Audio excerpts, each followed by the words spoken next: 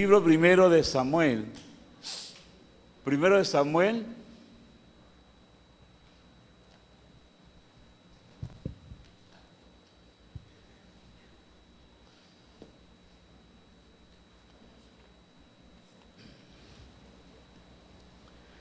Primero de Samuel, capítulo 16, versículo 14.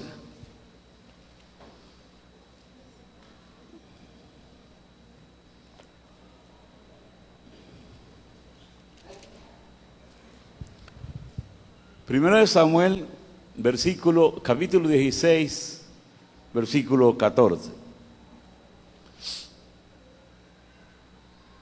Bueno, los que no tienen Biblia ahí pueden leerlo.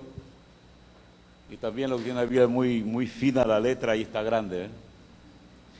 Dice la palabra de Dios, amén. Amén. Amén. El espíritu de Jehová se apartó de Saúl, y le atormentaba un espíritu malo de parte de Jehová. Y los criados de Saúl le dijeron: he aquí ahora un espíritu malo de parte de Dios te atormenta. Diga pues nuestro Señor a sus siervos que están delante de ti, que busquen a alguno que sepa tocar el arpa, para que cuando esté sobre ti el espíritu malo de parte de Dios, él toque con su mano y tengas alivio. Y Saúl respondió a sus criados: buscadme pues ahora alguno que toque bien y traédmelo. Entonces uno de los criados respondió diciendo: he aquí yo he visto a un hijo de Isaí de Belén, que sabe tocar y es valiente y vigoroso y hombre de guerra, prudente en sus palabras y hermoso, y Jehová está con él. Y Saúl envió mensajeros a Isaí diciendo: envíame a David tu hijo, el que está con las ovejas. Y tomó Isaí un asno cargado de pan, una vasija de vino y un cabrito, y lo envió a Saúl por medio de David su hijo. Y viniendo David a Saúl, estuvo delante de él, y le amó mucho, y le hizo su paje de armas. Y Saúl le envió a decir a Isaí: yo te ruego que esté David conmigo, pues ha hallado gracia en mis ojos. Y cuando el espíritu malo de parte de Dios venía sobre Saúl, David tomaba el arpa y tocaba con su mano, y Saúl tenía alivio y estaba mejor, y el espíritu malo se apartaba de él. Padre, te agradecemos en esta tarde por esta valiosa oportunidad que nos concede de estar en tu presencia, estar en tu casa, en comunión con los hermanos y contigo sobre todo. Gracias por este momento también de adoración a través de la alabanza. Qué alabanza que expresa, Señor, tu gracia infinita, tu gracia inmerecida. Gracia con la cual nos salvaste, gracia con la cual nos mantienes salvos, gracias con la cual estamos con vida, Señor, y estamos contentos, felices, porque hemos recibido, Señor, como resultado de tu gracia, una salvación eterna. Y ahora que tu palabra ha de ser expuesta por este siervo inútil, yo te ruego que pongas las palabras que tú quieras que yo diga en mi boca, que me des la sabiduría, la congruencia necesaria para al producir o reproducir, Señor, las ideas que tú pongas en mi mente, yo lo haga con la diligencia de vida. Que sea tu Santo Espíritu el que mueva, Señor, mis labios, que yo solamente sea tu instrumento.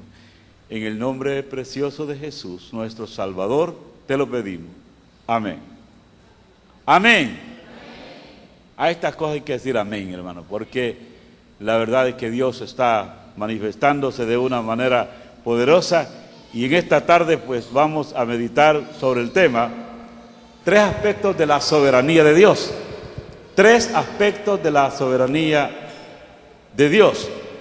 El contexto de este pasaje que acabamos de leer tiene que ver, hermanos, con la desobediencia de Saúl. Saúl había recibido órdenes estrictas y precisas de parte de Dios en cuanto a los amalecitas. La orden tenía que ver con la aniquilación total de los amalecitas. Parece algo terrible la orden que Saúl había recibido, mas al ir al contexto, al Antiguo Testamento nos damos cuenta de que los amalecitas fueron opositores, fueron enemigos del pueblo de Dios.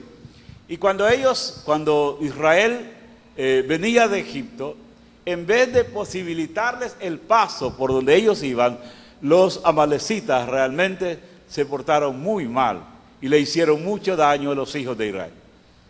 Y Dios tomó venganza de sus enemigos y le dio la orden a Saúl de aniquilarlos, a todos los que habitaban, incluyendo los animales, que no quedara nadie ni nada con vida. Sin embargo, ya sabemos que Saúl se pasó de listo, ¿verdad? E hizo lo contrario a lo que Dios le dijo. Le perdonó la vida al rey y le perdonó la vida a lo mejor de los ganados, bajo el pretexto de que servirían para sacrificarlos delante de Dios. Ya sabemos que esto le valió el trono. Ya sabemos que esta mala decisión que tuvo Saúl al desobedecer al Señor en su orden, en su voluntad, eso le dolió de verdad a Dios en su corazón, al punto que Dios dijo: me duele haberlo puesto por rey sobre Israel. En ese contexto leemos estos versículos, en los cuales la Biblia nos habla acerca de cómo Dios de manera soberana, permitía que un demonio atormentara a Saúl. No solamente le quitó el reino, pero también le quitó el Espíritu Santo. Y ese es mi primer punto esta tarde. El Espíritu Santo puede apartarse de ti. ¿El Espíritu Santo puede apartarse de nosotros? Bueno, si lo aplicamos al Nuevo Testamento, al tiempo de la gracia, ya sabemos que el Espíritu Santo, según Efesios 4:30, está con nosotros hasta para el día de la redención. Eso es inobjetable, la Biblia así lo enseña, y usted tiene el Espíritu Santo hasta que Cristo venga. Porque entonces ya no vamos a necesitar, vamos a estar en una dimensión diferente, espiritualmente hablando. Pero entre tanto el Espíritu Santo permanece en usted. Sin embargo, en su accionar, en el servicio al Señor, nosotros no podemos hacer nada, ni lo mínimo, sin contar con la atención del Espíritu Santo, que Dios ha puesto precisamente para que llevemos a cabo su obra, para que realicemos el ministerio que Él nos ha dejado. Fíjese bien, sería una herejía entonces predicar que el Espíritu Santo a usted lo va a abandonar en algún momento. Sin embargo, en este pasaje, la Biblia nos enseña que Dios permitió que el Espíritu Santo abandonara a Saúl. Dice el versículo 14 en la primera parte: el Espíritu de Jehová se apartó de Saúl. Qué cosa más terrible. Esto parece que produce una contradicción. Por supuesto que no hay contradicción. Lo que pasa es que en el Antiguo Testamento el Espíritu Santo realizaba una función completamente diferente a la del Antiguo Testamento. En el Antiguo Testamento el Espíritu Santo venía sobre un individuo, sobre una persona, para llevar a cabo una misión X. Y una vez que el Espíritu Santo pues, le ayudaba, le proporcionaba el poder, la sabiduría para llevar a cabo la misión, también podría apartarse de él, también podría dejarlo. Estos casos en la Biblia, porque el Espíritu Santo iba y venía. Pero en el Nuevo Testamento la Biblia nos enseña que a partir del día de Pentecostés, que relata el libro de Hechos, que fue cuando el Espíritu Santo fue derramado por primera vez sobre los hombres, el Espíritu Santo vino y se quedó para vivir en el creyente. Esta mañana hablábamos, o mejor dicho, oíamos predicar al hermano Néstor precisamente de eso. Habló del sello que recibimos nosotros en el momento de nuestra salvación, y habló también del bautismo en el Espíritu Santo, que también son sucesos que acaecen en el mismo momento, que suceden en el mismo momento de la salvación. Pero ¿cómo es que Saúl está siendo despojado del Espíritu Santo? Dios, dice la Biblia, que permitió que el Espíritu de Jehová se apartara de él. Hermanos, la Biblia dice que si Dios es con nosotros, ¿quién contra nosotros? Pero imagínense, si Dios está en contra de nosotros, ¿quién podría ayudarnos? ¿Quién puede salvarnos? ¿Quién podría ofrecernos alguna clase de ayuda? Si el Espíritu Santo nos abandonara, nosotros estaríamos perdidos. David tenía mucho miedo, David tenía temor de que Dios le quitara su Santo Espíritu. En el Salmo 51, versículos 11 y 12, el salmista expresa, en el contexto de confesar su pecado al Señor, el salmista dice, versículos 11 y 12, no me eches de delante de ti y no quites de mí tu Santo Espíritu. Fíjese bien. No está hablando de la pérdida de la salvación, sino está hablando, hermanos, de la posibilidad de perder el Espíritu Santo y su función dentro de él. Que lo abandonara el poder de Dios, salirse de la cobertura de Dios y que el hombre quedara pues a expensas de los enemigos. David tiene temor de que el Espíritu Santo lo abandone y por eso él está confesando en este momento sus temores. En este evento, hermano, literalmente el Espíritu Santo se apartó de Saúl, tal como lo dice la Escritura en el texto. Y fue a causa del pecado de desobediencia. El Espíritu Santo a nosotros no nos puede dejar. No se puede apartar de nosotros, pero sí puede dejar de usarnos. Oiga bien, si uno predica, si uno enseña, si uno es alguien de verdad que está sirviéndole activamente al Señor en la obra, el Espíritu Santo puede dejar de usarte, puede dejar de hacer el trabajo que está haciendo en tu vida y volver tu vida o la mía una vida seca, una vida sin gracia realmente, una vida que, y estoy hablando sin gracia, sin, como que dice, sin sabor, una vida insípida. Sería el resultado de vivir una vida sin el Espíritu Santo en nosotros, que es el que pone realmente ese toque de especial en nuestra vida. Miren lo que dice Gálatas 5:16.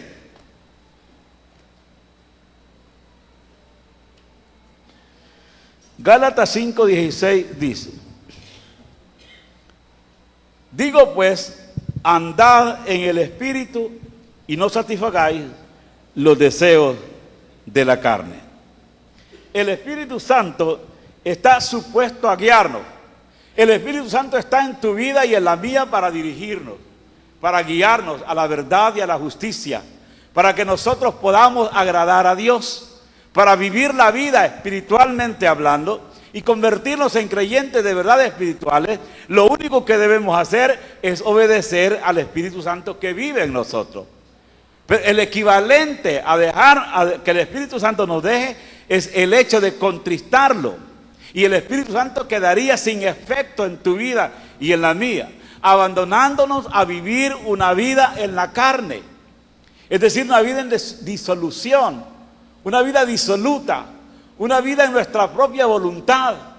La voluntad de Dios, hermanos, es que andemos en el Espíritu. Eso dice Pablo. Digo pues, andad en el Espíritu. ¿Qué es andar en el Espíritu? Es ser guiados por el Espíritu. Es permitir que el Espíritu Santo nos dirija. Pero cuando nosotros pecamos, cuando hacemos caso omiso a la voluntad de Dios, y como Saúl, en vez de hacer la voluntad de él, hacemos lo que nosotros creemos que es lo correcto, entonces Dios nos abandona a vivir en la carne. Dios nos abandona a nuestra propia suerte, es decir, a vivir como creyentes carnales. Y al vivir y caer en ese ámbito de la carne, el creyente está expuesto a cometer pecados que usted ni siquiera puede imaginar. El creyente puede llegar a caer en un grado de pecaminosidad increíble. Un caso que es bien verídico y que nos ilustra realmente esa condición es la condición del hijo pródigo.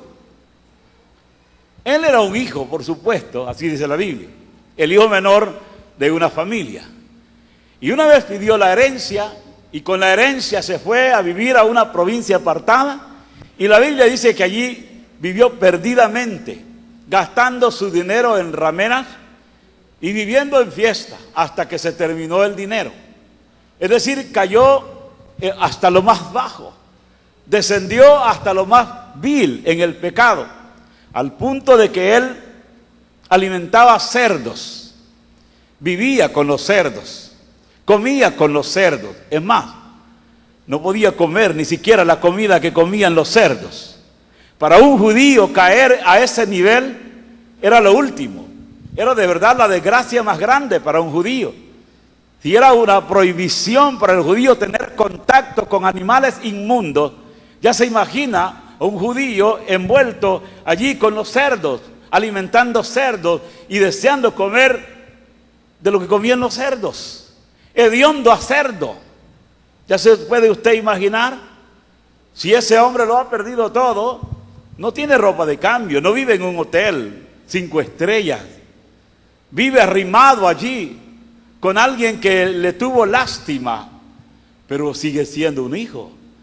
Lo que pasa es que ilustra la condición del creyente en la carne, ilustra la condición de aquel creyente al que Dios ha permitido esta condición, porque ha dejado de que el Espíritu Santo le guíe. ¿Cómo está el Espíritu Santo en este caso? En un creyente que, como el hijo pródigo, ha caído en la posilga con los cerdos, contristado. ¿Está el Espíritu Santo todavía allí en la posilga con este hombre? Sí lo está. Es un creyente verdadero y está allí, pero no está haciendo la obra. El Espíritu Santo está contristado, no puede hacer la función que debería, porque este hombre ha caído en lo vil, ha caído en lo más bajo. Esa es la condición en la que se encuentra todo creyente sin Dios. ¿Se acuerda de la iglesia de los Corintios? Pablo les dice: yo no les pude hablar a ustedes como a espirituales, sino como a carnales, haciendo de una manera clara la diferencia entre lo que es un creyente carnal y un creyente espiritual. Creyente carnal es aquel que ha perdido la conducción del Espíritu Santo, que se desconecta del Espíritu Santo, no que lo pierde, sino que se desconecta del Espíritu Santo y no obedece al Espíritu Santo porque anda en la carne, le controla la carne. Y es por eso que usted puede encontrarse toda clase de creyentes cometiendo toda clase de pecado, porque Dios ha permitido esta situación. En su pecado el hombre ha caído hasta esa situación porque no está obedeciendo al Espíritu y anda en la carne. En el caso de Saúl en el Antiguo Testamento, el Espíritu Santo lo dejó, el Espíritu Santo lo abandonó. ¿Cuándo el Espíritu Santo nosotros va a dejar? Pues nunca, hasta el día de nuestra redención, dice Efesios 4:30, cuando nuestro cuerpo sea revestido de un cuerpo sin pecado y ya no tengamos más necesidad del Espíritu Santo, porque estaremos siempre con Él. El Espíritu Santo puede apartarse de nosotros en el sentido de no funcionar como quisiera, porque nada sirve, no le hacemos caso. Y de ese tipo de creyentes habemos muchos dentro de las iglesias. Sí tenemos el Espíritu Santo, pero no nos controla. ¿Qué es ser espiritual? Ser espiritual, hermano, no es andar todo el tiempo callado, ¿verdad? Hermano que ni siquiera habla porque no quiere contaminarse, no tiene amigos porque no quiere contaminarse, no va a comer a ningún restaurante porque cree que eso es pecado, no participa de ninguna vida social porque cree que todo eso es pecado. Es un error gravísimo. Eso no es ser espiritual. Puede ser que eso sea ser religioso, pero lo que nos hace espirituales es permitir que el Espíritu de Dios nos guíe, nos controle. Evidentemente Saúl no permitió que el Espíritu de Dios le dirigiera, aunque lo tenía. Él hizo su voluntad. En vez de destruir a los amalecitas tal como Dios se lo indicó, él hizo su propia voluntad. Y como consecuencia, el Espíritu de Dios se apartó de él. ¿Queremos nosotros andar en el Espíritu o andar en la carne? ¿Queremos satisfacer, complacer el Espíritu de Dios o nuestra carne? Es la decisión de cada uno de nosotros. Nosotros decidimos a quién vamos a obedecer, a quién vamos a complacer. Otro detalle interesante, miren lo que dice el texto que estamos mencionando. 1 Samuel 16:14. Dice que el Espíritu de Jehová se apartó de Saúl y le atormentaba un espíritu malo de parte de Jehová. Esto es importante. Dios permite incluso que espíritus malos le induzcan al hombre a que haga lo malo. Parece eso incongruente, ¿verdad? Parece una incongruencia que Dios contribuya para que el hombre siga en su maldad. Pues eso es lo que la Biblia enseña. La Biblia nos está enseñando en este pasaje que el espíritu que atormentaba a Saúl era de parte de Jehová. En otras palabras, Dios le dijo a ese espíritu malo, a ese demonio: quiero que me atormentes a ese hombre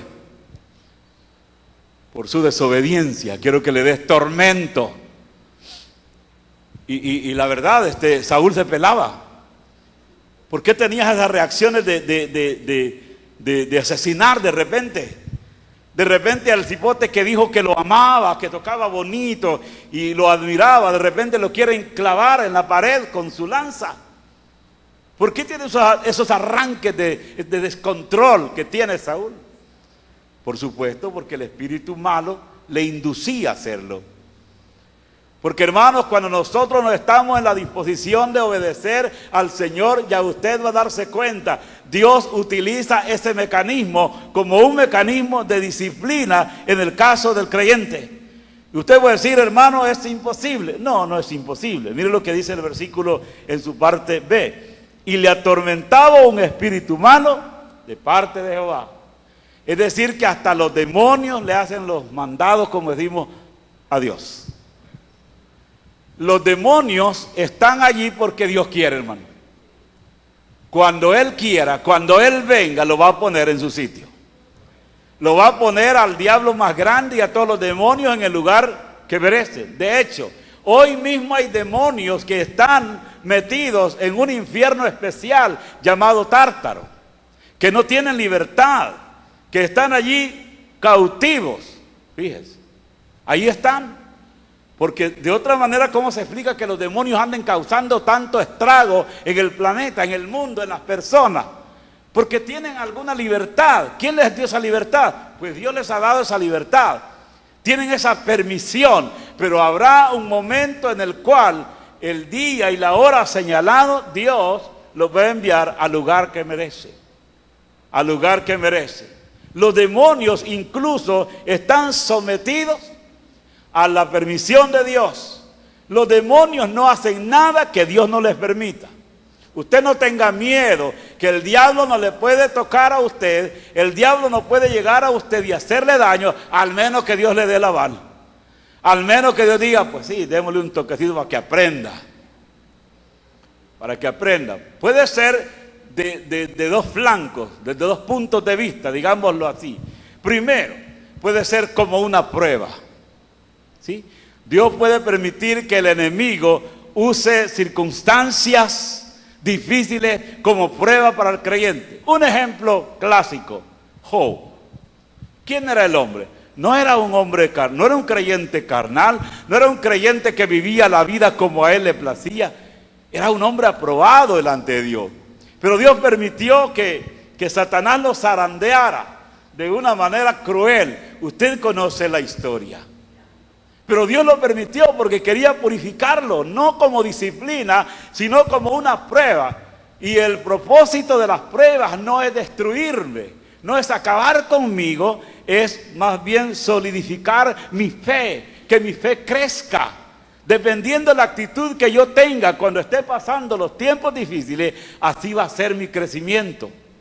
Cuando estés pasando por tu desierto, porque todos tenemos un desierto personal en que Dios nos va a meter. Si no te ha metido, pues lástima, porque no estás creciendo como debería. Porque todos los creyentes, ¿verdad? Los creyentes genuinos que van caminando, que van de victoria en victoria, tienen que experimentar un desierto personal, en donde Dios lo mete a uno y en donde Dios le enseña a uno que allí solo Dios con uno.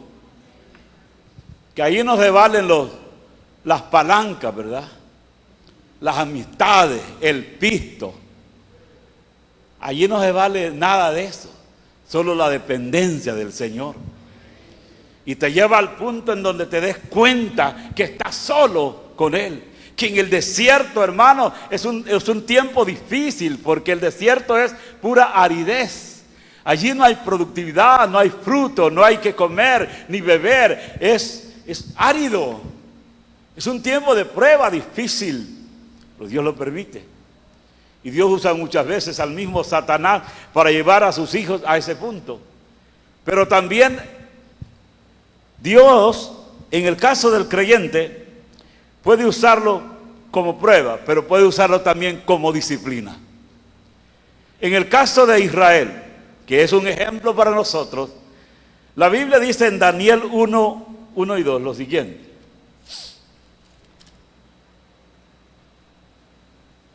Daniel 1 y 2 dice: en el año tercero del reinado de Joacim, rey de Judá, vino Nabucodonosor, rey de Judá, rey de Babilonia, a Jerusalén, y la sitió. Y el Señor entregó en sus manos a Joacim, rey de Judá, y parte de los utensilios de la casa de Dios, y los trajo a la tierra de Sinar, a la casa de su Dios, y colocó los utensilios en la casa del tesoro de su Dios. Oiga bien, Dios está tratando con Israel, y dice que el Señor entregó en sus manos a Joacim, rey de Judá.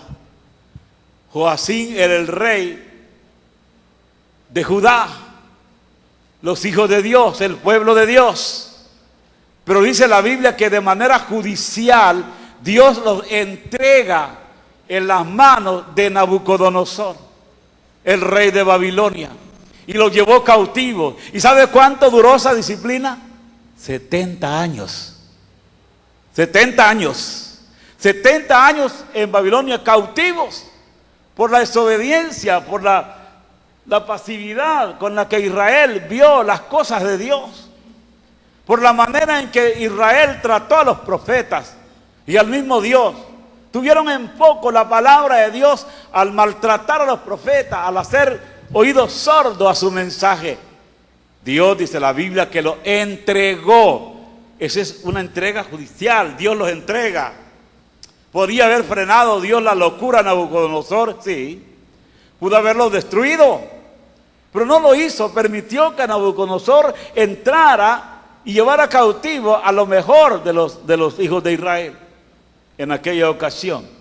Estamos hablando de que Dios permite muchas veces, hermanos, de parte suya, viene y usa lo malo para darnos a nosotros lecciones como creyentes.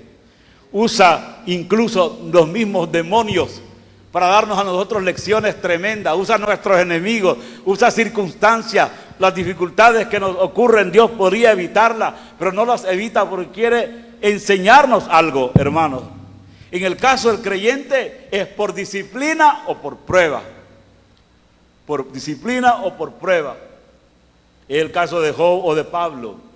No podemos nosotros dudar de la fe de Pablo, pero Dios, por ejemplo, no lo sanó de una enfermedad por la cual él le rogó varias veces, y el Señor le dijo: bástate mi gracia. Ahora en el inconverso, ahí es otro rollo, hermano. En el inconverso, Dios, fíjese bien, Dios usa las circunstancias y toda esa gama de situaciones mencionadas para que el hombre se vuelva a Dios, para que el hombre sea salvo, para que el hombre crea en el Señor. Las circunstancias difíciles que le pasan al hombre en el mundo deberían de impelerlo directamente a la gracia del Señor, a la cruz de Jesucristo, a buscar su perdón.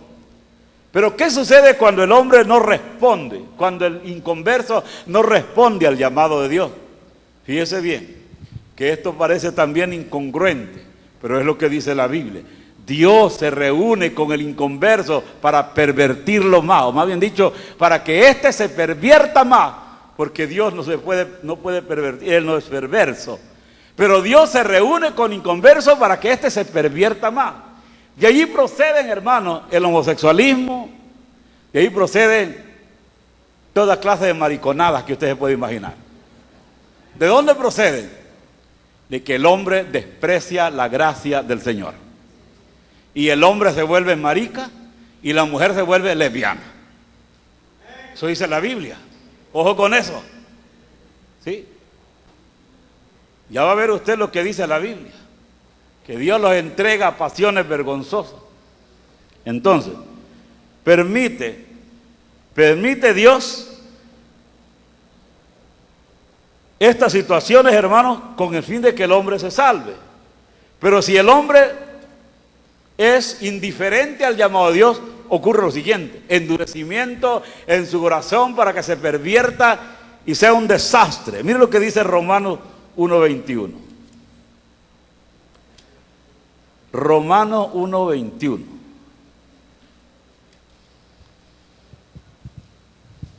Pues habiendo conocido a Dios, no le glorificaron como a Dios, ni le dieron gracias, sino que se envanecieron en su razonamiento y su necio corazón fue entenebrecido. Profesando ser sabios, se hicieron necios y cambiaron la gloria del Dios incorruptible en semejanza de imagen de hombre corruptible, de aves, de cuadrúpedos y de reptiles. Por lo cual también Dios los entregó a la inmundicia en las concupiscencias de sus corazones, de modo que deshonraron entre sí sus propios cuerpos. Oiga bien, sus propios cuerpos. Ya que cambiaron la verdad de Dios por la mentira, honrando y dando culto a las criaturas antes que al Creador, el cual es bendito por los siglos. Amén. Por esto Dios los entregó. Aquí está el trato judicial de Dios.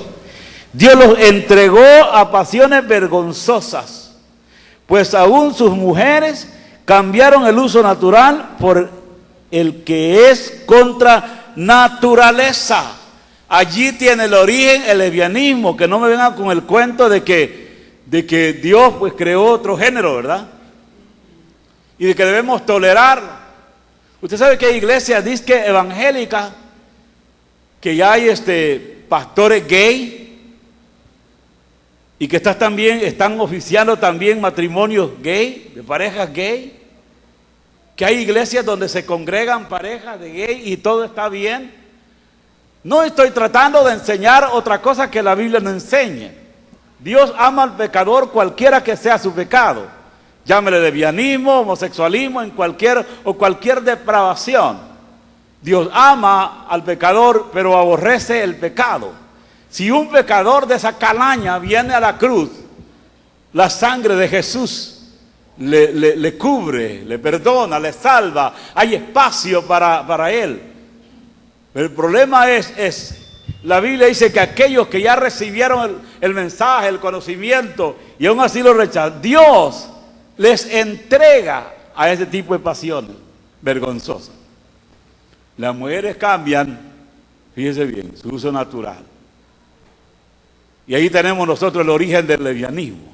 Y mucho cuidado porque en las iglesias vienen cipotas a conquistar cipotas. Y esas se conocen a leguas, hermano. Las cipotas que andan en esos volados se conocen. Se ponen zapatos como que son vaqueros. Que son esas tonteras. Pónganse ropa de mujer, hombre.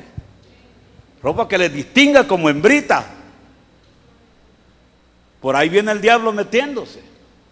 Y aléjese de compañía que le van a llevar a esos volados. Sí, bueno, que a las muchachas les gusten los muchachos.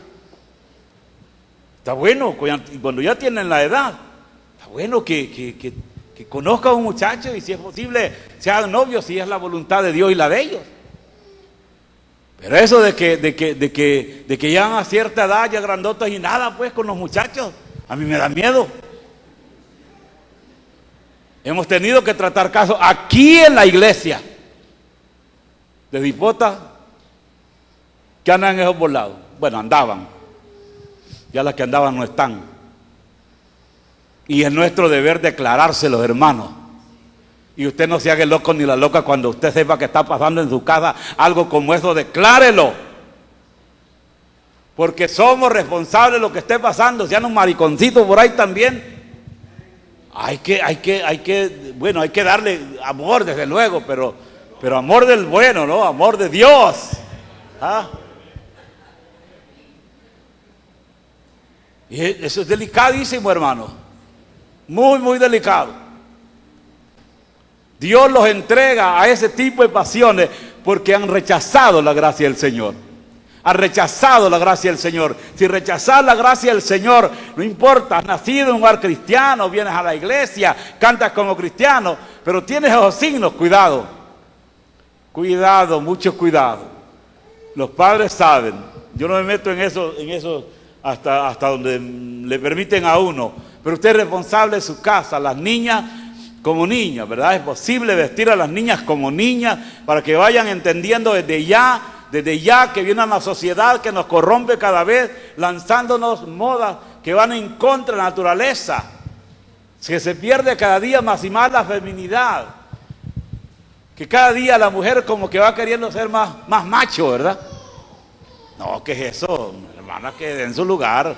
La mujer, que se ve bonita como mujer, linda, atractiva, así como es su naturaleza. ¿Por qué? ¿Por qué quiere ser de otro modo? Entonces, hermano, porque dice la Biblia que Dios los entrega. En el caso del hombre, mira lo que dice Romanos siempre.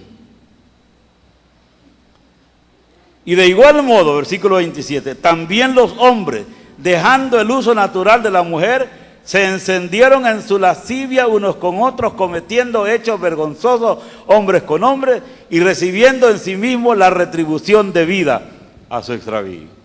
Hombre con hombre. Qué vergonzoso es ver, ¿verdad? Allí en esas Olimpiadas que acaban de pasar en el Río de Janeiro, hombres besándose en público con hombres y mujeres con mujeres, y lo hacen ver todo normal. Películas que usted está viendo y que los hijos a veces están viendo allí en su casa, hermanos, que hacen ver la homosexualidad como algo normal. Eso no es normal. Por supuesto que no es normal. Es un pecado grande delante de Dios, y es así como debemos señalarlo. En último lugar, quiero decir que Dios permite, hermano, Dios permite que tengamos talentos y dones cada uno de nosotros en su gracia. De hecho, Él ha dado dones a cada uno de nosotros de manera particular como Él ha querido. Él ha distribuido dones y talentos en cada uno de nosotros como Él ha querido en su soberana voluntad. Y qué bueno es que entendamos que los dones y los talentos que tenemos no son para glorificarnos nosotros, no son para exaltarnos a nosotros mismos, contrario al mundo, ¿verdad? El hombre en el mundo se jacta de sus talentos y toda la gloria la reciben ellos. Ellos dicen que su mejor pago son los aplausos, que no viven sin los aplausos, porque para ellos esa es su gloria, esa es la gloria para ellos, y reciben con mucho entusiasmo lo que el público les da. Pero en el caso de nosotros los creyentes, los talentos que tenemos, los dones que tenemos, en realidad son dones de la gracia del Señor. Son dones que Dios nos ha dado para bendición de otros. Usemos los talentos y dones que tenemos para bendecir a otros. Miren lo que dice el texto en el que tenemos, ¿verdad? De 1 Samuel capítulo 16.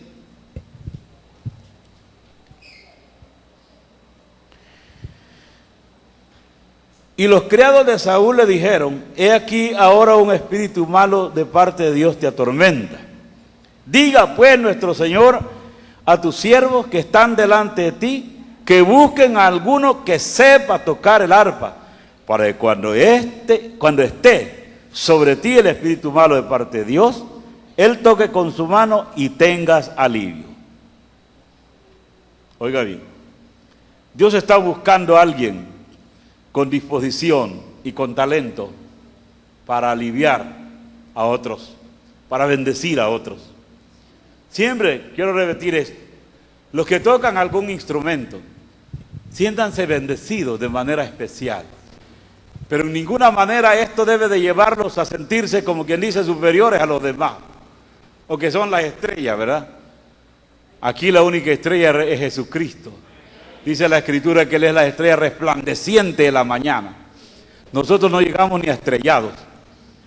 Él, de verdad, es el que merece todo reconocimiento, todo honor y toda gloria. Por supuesto que debemos preocuparnos, los que tocan, los que cantan o cantamos, debemos preocuparnos por la excelencia, por hacer las cosas mejor para Dios. Pero que usted sepa que usted está ministrando al Señor el instrumento, la alabanza, para glorificarlo a Él y bendecir a los demás. En este caso están en la búsqueda de alguien que toque bien el arpa para bendecir, para aliviar el dolor que le causaba, el tormento que le causaba este espíritu malo de parte de Dios en la vida de Saúl. Y qué bueno que encontraron a alguien. Qué bueno que encontraron a David, ni más ni menos que David. El rey que iba a ser el único rey conforme al corazón de Dios. Hermanos, nosotros hemos sido llamados para sacar de las manos, de las garras del diablo a los que están oprimidos por el diablo. Qué bueno es que usemos nuestros talentos y los dones del Espíritu para la bendición de otros. Los dones del Espíritu no son para jactancia nuestra. Los dones que Dios nos ha dado son para bendición, son para edificación del cuerpo de Cristo, para edificación de los demás creyentes. Los dones que tenemos es para eso, no es para nuestro propio beneficio, es para beneficiar a los demás, como en el caso de estos talentos. Este hombre fue encontrado como el que Dios quería, ¿verdad?, para usar. Miren cómo es el Señor. Primero permite que un demonio atormente a Saúl, y luego también le busca el alivio. Y luego también busca a alguien que pueda ayudarlo, que pueda mitigar aquella pena, el tormento que le causaba el demonio que lo atacaba de repente. Y este fue David. Si hay algo que nosotros debemos saber, es que Dios está en la búsqueda de hombres y de mujeres que estén con la disposición de ser usados por Dios. Y a continuación podríamos pasar horas hablando de las características de este hombre. Lo descubre un criado, lo descubre una persona sencilla, lo que quiere decir que es el nivel que manejaba este tipo, este muchacho de aproximadamente unos 17 años de edad.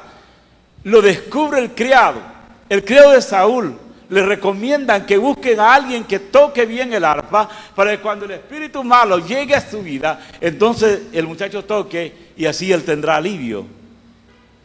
Y van y encuentran al hijo de Isaí, a David. Miren cómo es la gracia del Señor. Dios siempre se provee de alguien para llevar a cabo obras de verdad sublimes, obra de verdad grande. Los hermanos aquí no tocan para aliviarnos a nosotros del tormento de los demonios, tocan para glorificar al Señor. Pero ¿no es cierto que nos bendicen? ¿No es cierto que nos sentimos bien con adoración? Nos sentimos bien, es una posición honrosa. No todo el mundo toca un instrumento, no todo el mundo alaba al Señor como lo hacen ellos. Pero eso no es para jactarse, es para cumplir el propósito de Dios. Es para cumplir el propósito de Dios. En ese caso fue David. Y dice la Biblia que las características de este muchacho. Entonces uno de los criados respondió diciendo: he aquí, yo he visto a un hijo de Isaí de Belén que sabe tocar. ¿Sí? Es valiente y vigoroso, no solamente toca el arpa, no solamente es cantar y tocar bonito, dice que es valiente y vigoroso. Este tipo, hermano, se jugaba la vida por defender el rebaño de su padre. Cuando era atacado por un león o por un oso, lo que fuera, David defendía el rebaño.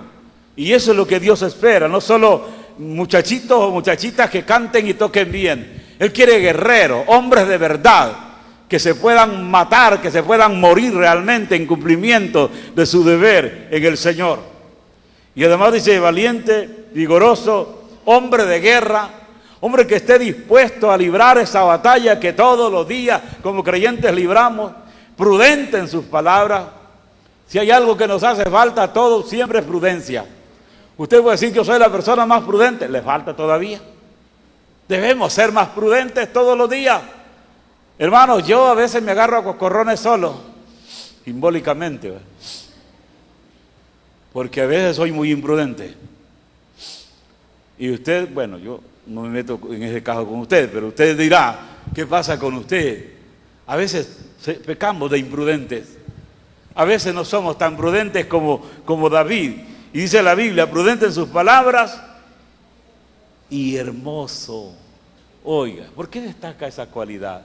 Hermano, nada lo que usted tiene, los ojos bonitos con los cuales ve todas las cosas, esos ojos bonitos que usted tiene, el Señor se los dio. Cuídelos. aprécielos, ¿sí? Usted sabe que hay personas que nunca han visto la luz del sol, que nunca han apreciado los colores, ¿sí? Y a veces no estamos contentos con el ojo bueno que tenemos. Algunos de ustedes ni lentes usan, fíjense, y ni siquiera leen la Biblia. Yo quisiera tener unos 18 años, pero para seguir leyendo la Biblia y predicar. ¿Qué dice más? Y era hermoso, la hermosura, no solamente física, ¿verdad?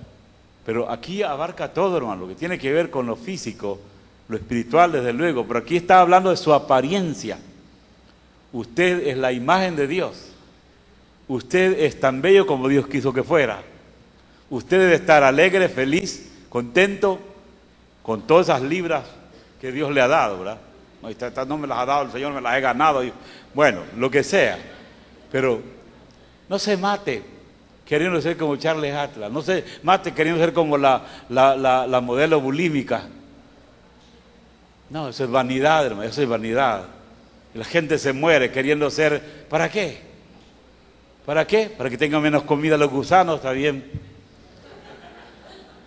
Pero Dios, usted lo hizo hermoso.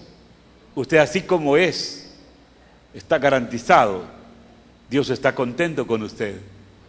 Debemos estar nosotros contentos con nosotros. Usted aprende a amarse a usted mismo. Usted va a poder amar a los demás.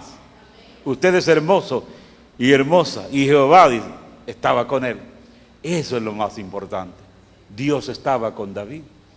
Dios estaba con David. Sobre todas las cosas, hermano. Podemos nosotros tener ausencia o falta de cualquier cosa, pero Dios está con nosotros.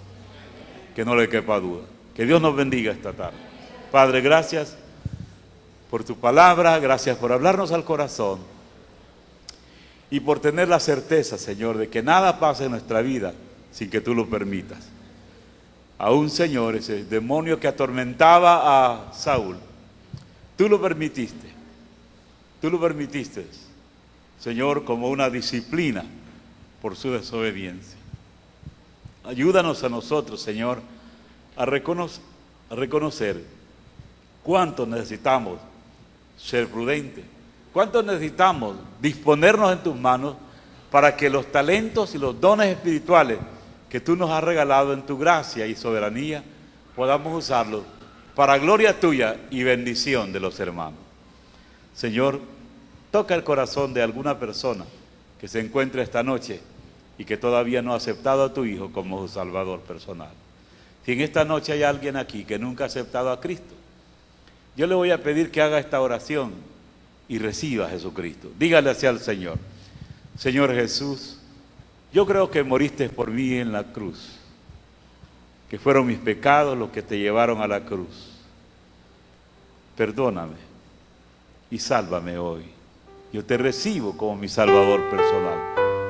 Creo que moriste por mí y que tú eres el camino, que tú eres la verdad, que tú eres la vida. Te recibo como mi Salvador personal. Gracias por salvarme. Amén. ¿Alguien hizo esa oración? Ok. Qué bien, hay dos personas que hicieron esa oración. Démosle un aplauso al Señor por estas personas que hoy recibieron a Cristo. Que Dios nos siga bendiciendo. Quedamos ahí con el hermano Edwin para orar por ofrenda.